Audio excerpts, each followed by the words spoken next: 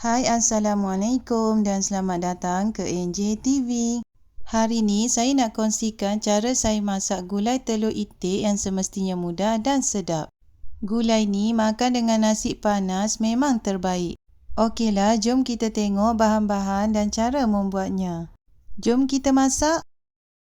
Mula-mula kisar halus 5 ulas bawang merah, 5 ulas bawang putih, 1 inci halia, 1 inci lengkuas, 1 sudu besar biji ketumbar dan air secukupnya.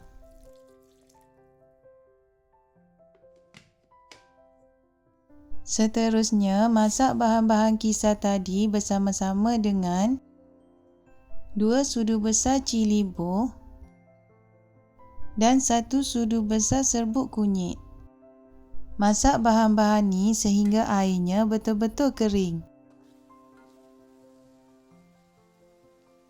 Masukkan 1 kotak kecil santan dan air secukupnya ikut kepekatan kuah yang kita suka.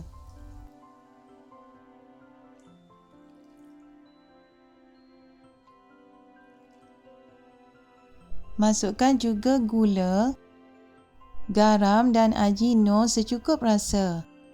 Kacau sebati.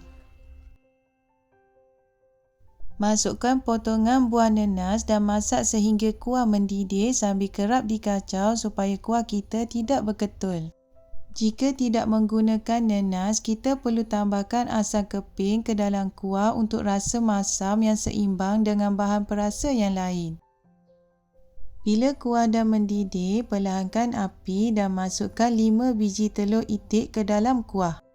Masukkan telur satu persatu seperti saya tunjukkan dalam video.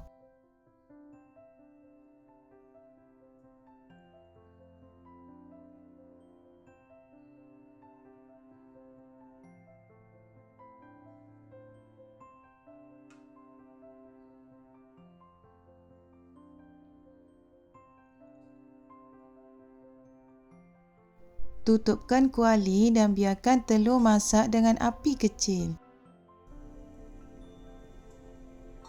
Alhamdulillah, gulai telur itik kita dah masak dan sedia untuk dihidangkan. Pastikan gulai kita cukup rasanya. Okeylah, jangan lupa mencuba dan kita jumpa lagi di video-video saya yang lain.